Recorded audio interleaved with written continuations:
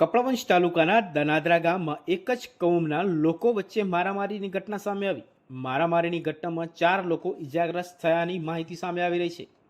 108 ambulance મારફતે ઇજાગ્રસ્તોને કપડવંજ સામૂહિક આરોગ્ય કેન્દ્રમાં સારવાર અર્થે ખસેડાયા, જેમાંથી એક ઇસમે મેડિકલ ઓફિસરના રૂમની બહારના દરવાજાને મુક્કો મારતા કાચ તૂટ્યો હોવાની માહિતી સામે આવી.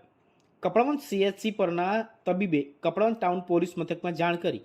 કપડવંજ પોલીસ મથકના પોલીસ જવાનો ઘટના સ્થળે દોડી આવ્યા.